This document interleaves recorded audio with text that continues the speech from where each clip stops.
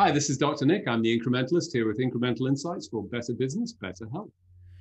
And I'm Fred Goldstein with Accountable Health, here helping companies, along with Nick and others, reopen and operate during the COVID pandemic, as well as helping them think through how to maintain employee health and overall status.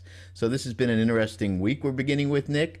An exciting day, the first day of the vaccine going out from Pfizer. I think it's being distributed actually here in Jacksonville as we speak. I think the doses are supposed to be delivered by 11:30 this morning. So give us your thoughts on the vaccine and where we're at with it. Well, so first of all, nationwide, I don't think Jacksonville's got any exclusive rights to the vaccine. You've gotten a certain selection of the doses. We've certainly heard that. I've heard that locally. Obviously, great news. I think there's differences in the states in terms of their distribution priorities, but for the most part, going to healthcare, frontline healthcare workers, so not just anybody in healthcare, but people that are actually dealing with COVID-19 patients. First thing to note, there's not enough. We need to get as many people as possible. There's not going to be. That's going to create some significant challenges in each of these circumstances. So imagine you have 100 staff that are right on the front line, but you've only got 50 doses. People are going to have to deal with all of that. And that probably raises the most important point. Even if you get the vaccine and you've had both doses, which is at least 2 to 3 weeks away from the sort of cycle of that, we all have to continue all of the things that we're doing. So even as this rolls out extensively, one of the most important things is that we're going to have to continue this until we suppress and get this virus out of our community through this sort of global immunity, and that's going to be a longer period of time. So none of this changes things. It gives us significant hope, which I think is great news. Yeah, and to your point, I think it was 3 million doses that were shipped out around the country in this first shipment. And I think, Florida is hoping to get about 180,000 this month, is my understanding. And obviously, the other states will get them at different rates.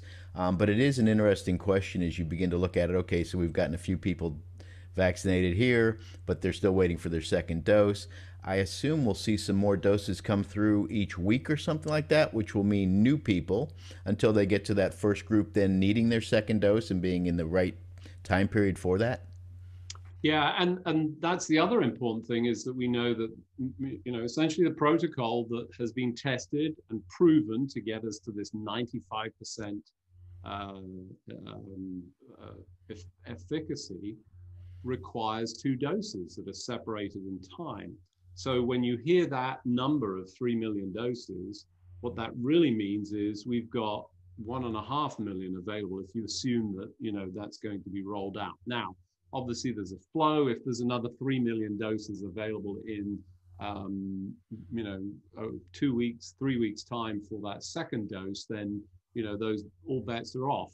What this creates is a logistical problem and a planning problem that people are working very hard. Extraordinary efforts going on today to sort of get that out.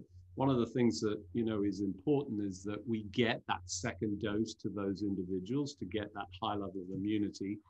And even at this 95% level, which I think everybody is familiar with, that means that there are still 5% of people. So you could get the vaccine, you could be in that 5%. Now, of course, human nature says, I got the vaccine, therefore I must be in the 95% category and I'm immune. Until we get this circumstance under control, we all have to assume and continue to behave in this coordinated fashion. But this rollout is going to go on. And I think we're going to see a ramping up of all of those numbers. Yeah, and it's interesting when you think about this from a tracking perspective. You've got the initial tracking of the doses going out and maintaining all that supply chain and everything. And then you've got the individual tracking of, I got my first dose. Well, we got to remind them to get my second dose. Oh, we missed the second dose.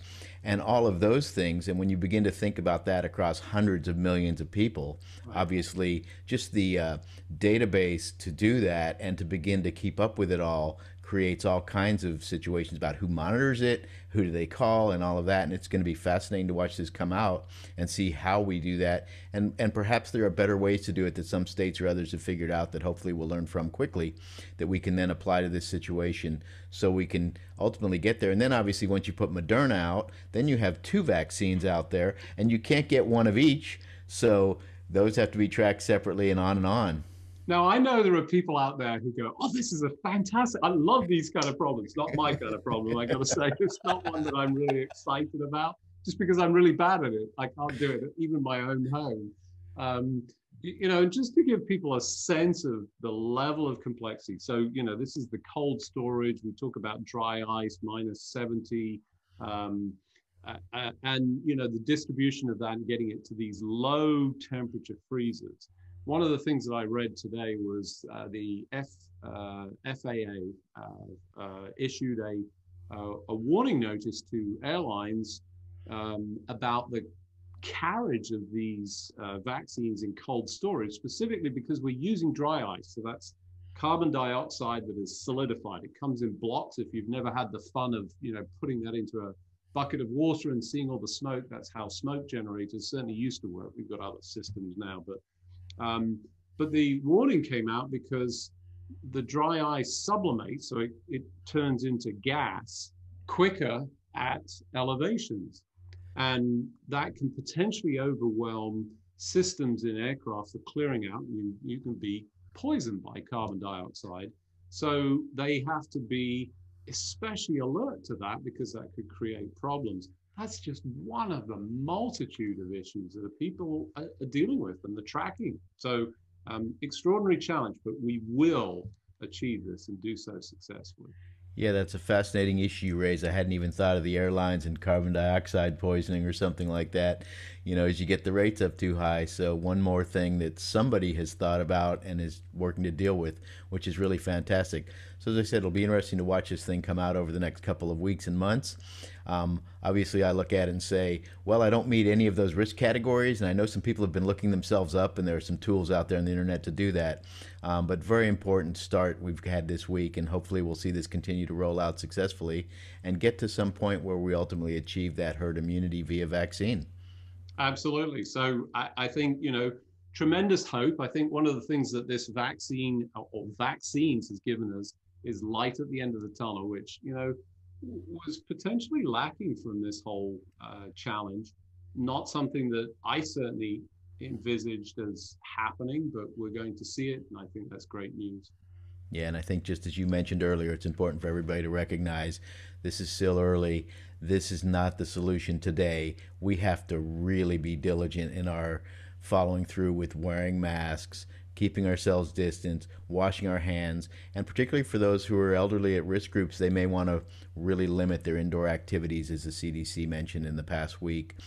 We're seeing numbers skyrocket right now, and it's rather frustrating from my point of view to see that. So once again, Nick, it's another fantastic week here with our COVID insights, and really enjoy hearing your comments. Fantastic. So this is Dr. Nick. I'm the incrementalist here with incremental insights for better business, better health.